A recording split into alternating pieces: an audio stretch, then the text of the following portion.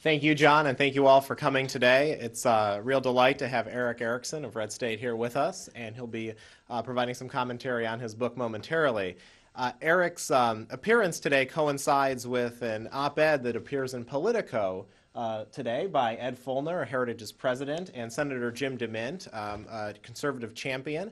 And it's particularly timely, I think, for Erick to be here because the op-ed talks about the impact of this uprising that we're seeing in America and the impact of the Tea Party on the policy debate that we're likely to see in the next Congress.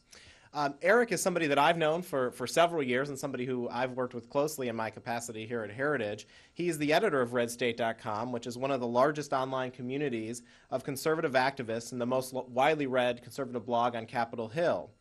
He's also a CNN contributor who regularly is quoted by Sean Hannity, Rush Limbaugh, and other notable conservatives. He was named as one of the top 100 most influential conservatives in America on UK's Daily Telegraph. And Erick is also an elected city councilman in Macon, Georgia, where he lives with his family.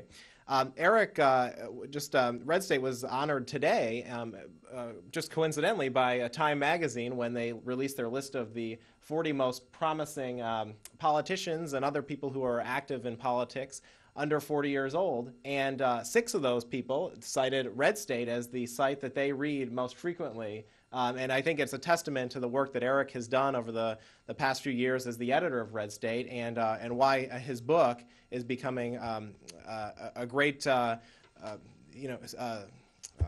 piece that many are using as kind of the blueprint for what the Tea Party and other people who are rising up in America see as their role in politics. So, Erick, I'll turn it over to you to make some remarks, and then we'll open it up for questions afterward.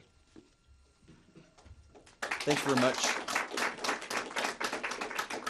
Thank you for having me. I never started off to write a book. Just had lots of thoughts flowing through my head, angry screeds putting out on Red State, among others, that needed to be compiled somewhere. And my friend Lewis Uhler, who back in the 80s wrote a book called Setting Limits on the Constitutional Parameters for the Size of Government, had done several economic studies and knew of other economic studies done by Heritage, Cato, AI, and others on the economic restraints on government. And what he found and what others have found consistently around the world is that government shouldn't spend more than 18 to 20% of the gross domestic product of the country. The reason being is when government gets to beyond that point, and our historic range has been 20 to 22% of GDP, which still isn't bad. When it gets beyond that range, bad things start happening to the economy. We are at a point now where we've crossed 30%, headed rapidly to 40% of gross domestic spending, and we've seen in countries from India to New Zealand to Germany to Ireland to Canada that when they start scaling back the size of government economically, their private sector economy starts booming. And Lou wanted to put that together in a book, and I wanted to put together in a book some ideas for Tea Party activists, because Tea Party activists around the country, I've been spending the last year flying around the country talking to them, and they always come up and say, what should I read? What should I be thinking about? What should we do when we get back power? And we've spent a lot of time at Red State writing about that and wanted to compile those thoughts into a book. So Lou and I got together and came up with this book, Red State Uprising. And it's not just about this election cycle. It's much more about what to do when the Republicans take back the House of Representatives, or maybe even the Senate, if not this year, in 2 years. What to do. We're seeing uniquely in this time something that we didn't see in 1994, which everyone wants to compare this to 1994. But in 1994, all of the polling showed that voters wanted to throw the bums out, but they still kind of liked their bum. You have to go back to 1976, after Watergate and the wipeout of Republicans in Congress in 76, to find polling where they wanted to throw the bums out and they hated their guy too, because they always liked their guy for some reason. This year we're seeing what happened in 76. We're seeing that people don't like their guy either. They want them all gone. Throw the bums out. Well, now we'll still have, in the worst case scenario, it seems, if you use Charlie Cook, we'll still have an 80% reelection rate for members of Congress. That's pretty doggone good. Nationally, we'll see an 82% reelection rate, state and federal combined. 1/3 of state legislative seats this year aren't even up for contest because there's neither a Republican or a Democrat running against the incumbent. That being said, there are more Republicans running unopposed at the state level than Democrats this year. But it's not about party. Party is why we have the problem. When our bums get elected, if they don't change their ways, they're going to be as bad as the bums the voters threw out in 2006, and that's the problem. We can't allow the Republicans, when they get back into power this coming year, to do what they did to get themselves thrown out of power in 2006. It's that simple. We have moved beyond, as a nation, as an ideological movement of conservatives, we have to move beyond the point of saying someone is pro-life and for tax cuts, therefore he's a conservative. Because we have a lot of pro-life tax-cutting conservatives on Capitol Hill, and yet government has continued to grow outside the bounds of the 17 things in Article 1, Section 8 that the Constitution says government can do. Now, one of the interesting trivia points of that, though, is that while government has continued to grow, and objectively government has grown and is doing more than it has ever done in history, the federal workforce is actually only 300,000 people larger than it was in 1960, which put inflation in there, put population growth. Federal government should actually be a lot larger than that. In fact, Lou and I had to rewrite one of the chapters of our book about downsizing the federal workforce because the data doesn't actually match up. And when you look post-World War II, total number of employees in government from 1946 to now is 2 million people less.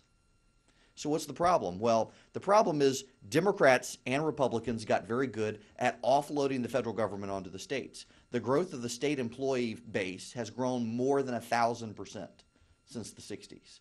We are bankrupting the states. California, Texas, Georgia, Florida, New York, they're all having economic problems. California somewhat anomalously because they're idiots.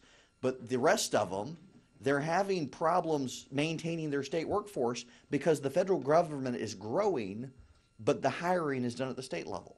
We're pushing federal mandates to the state level. I was told recently, I won't back it up for the veracity of it, but it came from the governor of Texas himself, that Texas has 200 people alone working in one department of one agency of the state doing nothing but compliance with federal Medicare programs. 200 employees to do compliance with a federal program. That's huge. So the federal government workforce isn't growing, but the federal government is growing massively, beyond all measure and bounds that it should. And the problem we have is that when Republicans get to Washington, Republicans are more likely to compromise with the Democrats in favor of a government program than the Democrats are likely to compromise with Republicans on a free market program. Consider welfare reform was one of the only times Democrats have compromised with Republicans in favor of a free market reform, and it's worked quite successfully. Now, the Democrats didn't happen to be in control of Congress at the time. Republicans were. Fast forward to the George Bush administration, and some of the privatization of Medicare has worked quite well. Now, Democrats will always come up with the horror story of the maimed woman with a mangled hand and no eyes and say that this woman is going to be treated horribly in the private sector. Never mind that she got the mangled hand and lost her eyes while on the government program. The Democrats love to bring up these horror stories. Republicans are very, very bad about showing the impact of government on the citizens. We've got to do a better job of doing that. Republicans do. Conservatives need to highlight these cases. Republicans and conservatives did a very good job during the healthcare debate of bringing people in from socialist systems like Canada and Great Britain, their healthcare systems, and showing just how awful it is. But we, as conservatives, we don't relate well on a human side. We believe that policy sells. Well, policy sells, but emotion sells better than policy, and Democrats are masters of that. The left are masters of emotion, and that's a problem for us. Ultimately, though, the problem that we wanted to address in this book, and why we wrote this book, is what do we do after 2010? I would submit to you that if the Republicans go back to how they did things in 2005 and 2006, it will be the Republicans who will face the wrath of the Tea Party movement in 2012. It will be the Republicans wiped out. We're already seeing that this year. His name, Bob Bennett, ring a bell. Bob Bennett, a Republican from Utah, who I myself got flack from people I work with. Why are you going after Bob Bennett? Why are you rallying to the Tea Party cause to oust him? Bob Bennett is a man who put into his health care plan with Ron Wyden, because, you know, he wanted to be bipartisan and walk across the aisle and show that there was bipartisanship on health care. So he came up with something we call the individual mandate.